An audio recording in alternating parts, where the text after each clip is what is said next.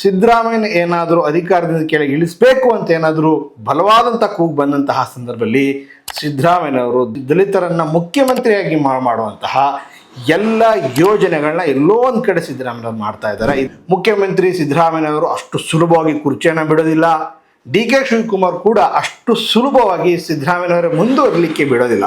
D K ಶಿವಕುಮಾರ್ಗೆ ಪಟ್ಟವನ್ನು ಕೊಡಿಸ್ಬೇಕು ಅಂತೇಳಿ urgent ಮಾಡ್ತಿರೋದು ಬಿಜೆಪಿ ಅವರು. ಈ ನವೆಂಬರ್ ಕ್ರಾಂತಿ ಮುಖ್ಯಮಂತ್ರಿ ಸಿದ್ದರಾಮಯ್ಯನವ್ರನ್ನ ಬದಲಾವಣೆಯನ್ನ ಮಾಡ್ತಾರಾ ಅಥವಾ ಸಿದ್ದರಾಮಯ್ಯ ಕ್ಯಾಬಿನೆಟ್ಗೆ ಹೊಸ ಸಚಿವರುಗಳು ಬರ್ತಾರೆ? ಹೀಗಿರ್ತಕ್ಕಂತಹ ಮಾಹಿತಿ ಪ್ರಕಾರ ಸಿದ್ದರಾಮಯ್ಯನವ್ರ ಕ್ಯಾಬಿನೆಟ್ಲಿ ಅರ್ಧ ಡಜನ್ ಅಷ್ಟು ಸಚಿವರನ್ನ ಕೈ ಬಿಡ್ತಾರೆ ಅಂತಲೇ ಈಗಾಗಲೇ ಹೇಳಲಾಗ್ತಿದೆ. ಡಿ ಕೆ ಶಿವಕುಮಾರ್ಗೆ ಶಾಸಕರ ಬಲ ಇಲ್ಲ ಅಂತ ಒಪ್ಕೊಳ್ಳೋಣ, ಆದರೆ ಹೈಕಮಾಂಡ್ ಕೃಪಾ ಕಟಾಕ್ಷ ಎಲ್ಲೊಂದು ಕಡೆ ಡಿ ಕೆ ಶಿವಕುಮಾರ್ ಇದೆ ಅನ್ನೋ ಕೆಲವೇ ಕ್ಷಣಗಳಲ್ಲಿ ಮುಖ್ಯಮಂತ್ರಿ ಸಿದ್ದರಾಮಯ್ಯನವರು ಅವರ ಕ್ಯಾಬಿನೆಟ್ನ ಎಲ್ಲ ಸಚಿವರುಗಳಿಗೂ ಕೂಡ ಇವತ್ತು ಒಂದು ಡಿನ್ನರ್ ಪಾರ್ಟಿಯನ್ನು ಕೊಡ್ತಾ ಇದ್ದಾರೆ. ಈ ಒಂದು ಡಿನ್ನರ್ ಪಾರ್ಟಿಗೆ ಬಹಳಷ್ಟು ಚರ್ಚೆಗಳು ಕೂಡ ಆಗ್ತಾ ಇದೆ. ಮುಖ್ಯಮಂತ್ರಿ ಅವರು ಇವತ್ತು ಎಲ್ಲ ಸಚಿವರಿಗೂ ಡಿನ್ನರ್ ಪಾರ್ಟಿ ಕೊಡ್ತಾ ಇದ್ದಾರೆ.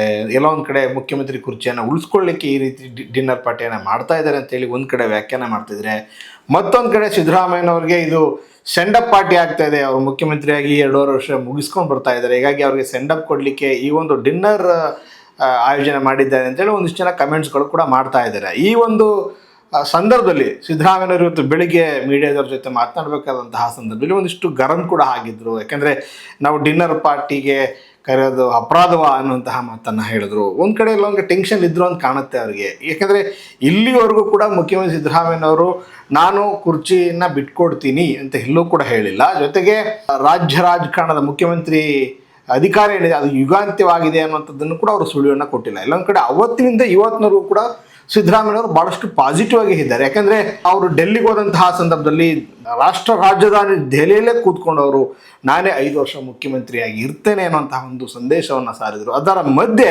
ಈ ನವೆಂಬರ್ ಕ್ರಾಂತಿ ಅನ್ನುವಂಥದ್ದು ಬಹಳ ಚರ್ಚೆಗೆ ಗ್ರಾಸ ಆಗಿರುವಂಥದ್ದು. ಈ ನವೆಂಬರ್ ಕ್ರಾಂತಿ ಇಲ್ಲಿ ಮುಖ್ಯಮಂತ್ರಿ ಸಿದ್ದರಾಮಯ್ಯನವ್ರನ್ನ ಬದಲಾವಣೆಯನ್ನು ಮಾಡ್ತಾರಾ ಅಥವಾ ಸಿದ್ದರಾಮಯ್ಯ ಕ್ಯಾಬಿನೆಟ್ಗೆ ಹೊಸ ಸಚಿವರುಗಳು ಬರ್ತಾರೆ? ಯಾಕಂದರೆ ಈಗಿರ್ತಕ್ಕಂತಹ ಮಾಹಿತಿ ಪ್ರಕಾರ ಸಿದ್ದರಾಮಯ್ಯನವ್ರ ಕ್ಯಾಬಿನೆಟ್ಲಿ ಅರ್ಧ ಡಜನ್ ಅಷ್ಟು ಸಚಿವರನ್ನ ಕೈ ಬಿಡ್ತಾರೆ ಅಂತಲೇ ಈಗಾಗಲೇ ಹೇಳಲಾಗ್ತಿದೆ. ಭಾಳಷ್ಟು ಸಚಿವರು ಅವರು ಸರಿಯಾದಂಥ ರೀತಿಯಲ್ಲಿ ಕೆಲಸವನ್ನು ಮಾಡಿಲ್ಲ, ಹೇಗೆ ಅವ್ರನ್ನ ಕೈ ಬಿಡ್ತಾರೆ ಅಂತೇಳಿ ಭಾಳಷ್ಟು ಚರ್ಚೆ ಕೂಡ ಆಗ್ತಾಯಿದೆ.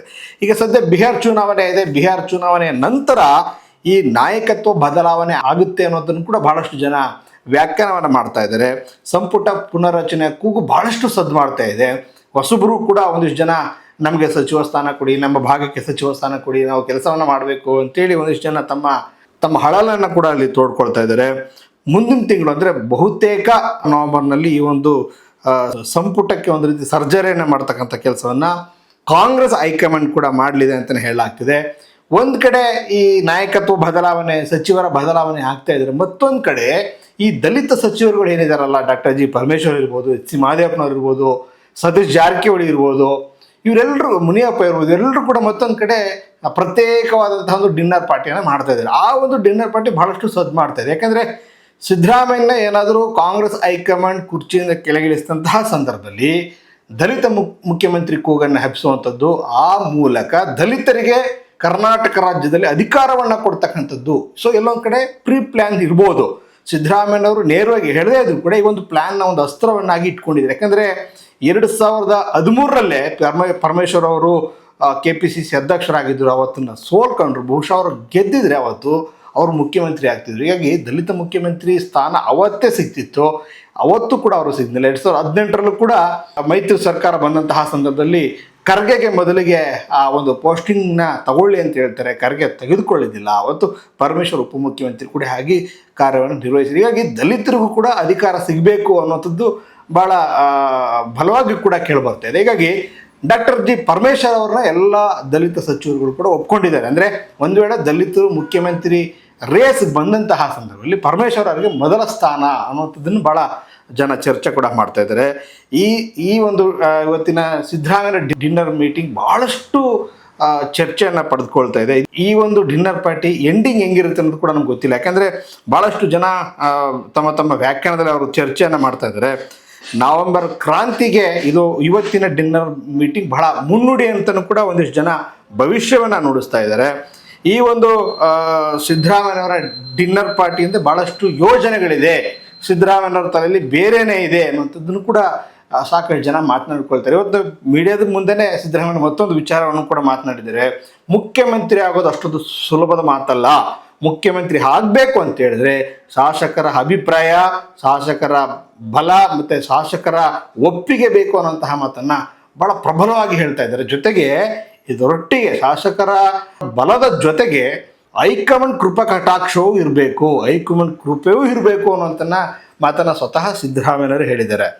ಡಿ ಕೆ ಶಿವಕುಮಾರ್ಗೆ ಶಾಸಕರ ಬಲ ಇಲ್ಲ ಅಂತ ಒಪ್ಕೊಳ್ಳೋಣ, ಆದರೆ ಹೈಕಮಾಂಡ್ ಆಶೀರ್ವಾದ, ಹೈಕಮಾಂಡ್ ಕೃಪಾ ಕಟಾಕ್ಷ ಎಲ್ಲೊಂದು ಕಡೆ ಡಿ ಕೆ ಶಿವಕುಮಾರ್ ಇದೆ ಅನ್ನೋಂಥದ್ದನ್ನ ಇಡೀ ರಾಜ್ಯದ ಜನರು ಗೊತ್ತು. ಯಾಕಂದರೆ 2023 ಕಾಂಗ್ರೆಸ್ ಅಧಿಕಾರಕ್ಕೆ ಬರಲಿಕ್ಕೆ ಸಿದ್ದರಾಮಯ್ಯನವರು ಯಾವ ರೀತಿ ಫ್ರಂಟ್ ಲೈನಲ್ಲಿ ನಿಂತ್ಕೊಂಡು ಅಧಿಕಾರಕ್ಕೆ ತಂದರೋ ಅದೇ ರೀತಿ ಎರಡನೇ ಹಂತದಲ್ಲಿ ಅಂದರೆ ಸೆಕೆಂಡ್ ಲೀಡರ್ ಆಗಿ ಡಿ ಕೆ ಶಿವಕುಮಾರ್ ಕೂಡ ಒಬ್ಬ KPCC ಅಧ್ಯಕ್ಷರಾಗಿ ಇಡೀ ರಾಜ್ಯವನ್ನು ಸುತ್ತೋದ ಮೂಲಕ ತಮ್ಮ ವರ್ಚಸ್ಸನ್ನು ಅವರು ನಮ್ಮ ಸಮುದಾಯದ ಮತಗಳನ್ನ ಈ ಒಂದು ಪಕ್ಷಕ್ಕೆ ಕೊಡಿಸೋದ್ರಲ್ಲಿ, ಯಾಕಂದರೆ JDS ಇವತ್ತು ಭಾಳಷ್ಟು ಕಡೆ ಗೆದ್ದಿರುವಂಥದ್ದು 19 ಕಡೆ ಗೆದ್ದಿದ್ರು ಕೂಡ ಒಕ್ಕಲಿಗ ಸಮಾಜದ ಬಂಧುಗಳಿಂದ ಒಂದಿಷ್ಟು ಕ್ಷೇತ್ರಗಳನ್ನ ಗೆಲ್ತು. ಆ ಒಕ್ಕಲಿಗ ಬಂಧುಗಳ ಮತಗಳನ್ನು ಕೂಡ ಕಾಂಗ್ರೆಸ್ಗೆ ಹಾಕ್ಸ್ಕೊಳ್ಳೋದ್ರಲ್ಲಿ ಎಲ್ಲೋ ಕಡೆ ಡಿ ಕೆ ಶಿವಕುಮಾರ್ ಸಕ್ಸಸ್ ಆದರು. ಹೀಗಾಗಿ 336 ಸೀಟ್ಗಳನ್ನ ಕಾಂಗ್ರೆಸ್ ಗೆಲ್ತು. ಇದಕ್ಕೆ ಕಾಂಟ್ರಿಬ್ಯೂಷನ್ಸ್ ಡಿ ಕೆ ಶಿವಕುಮಾರ್ಗೂ ಕೂಡ ಇದೆ. ಹೀಗಾಗಿ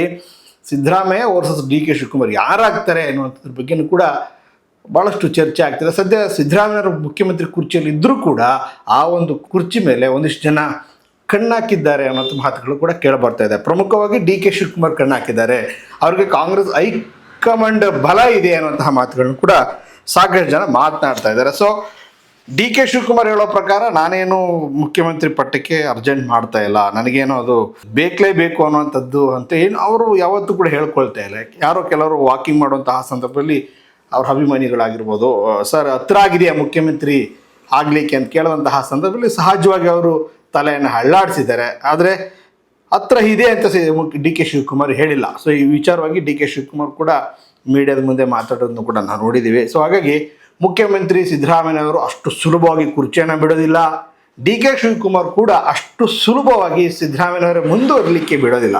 ಇವರಿಬ್ಬರ ಮಧ್ಯೆ ಸಿದ್ದರಾಮಯ್ಯ ಏನಾದರೂ ಅಧಿಕಾರದಿಂದ ಕೆಳಗೆ ಇಳಿಸಬೇಕು ಅಂತ ಏನಾದರೂ ಬಲವಾದಂಥ ಕೂಗು ಬಂದಂತಹ ಸಂದರ್ಭದಲ್ಲಿ ಸಿದ್ದರಾಮಯ್ಯನವರು ದಲಿತರಿಗೆ ಪಟ್ಟವನ್ನು ಕಟ್ಟುವಂತಹ, ದಲಿತರಿಗೆ ಅಧಿಕಾರವನ್ನು ಕೊಡುವಂತಹ, ದಲಿತರನ್ನು ಮುಖ್ಯಮಂತ್ರಿಯಾಗಿ ಮಾಡುವಂತಹ ಎಲ್ಲ ಯೋಜನೆಗಳನ್ನ ಎಲ್ಲೋ ಒಂದು ಕಡೆ ಸಿದ್ದರಾಮಯ್ಯನವರು ಮಾಡ್ತಾ ಇದ್ದಾರೆ. ಇದರ ಭಾಗವಾಗಿಯೇ ಆಗಾಗ ದಲಿತ ಸಚಿವರು ಡಿನ್ನರ್ ಮೀಟಿಂಗ್ಗಳನ್ನ ಮಾಡ್ತಾ ಇದ್ದಾರೆ.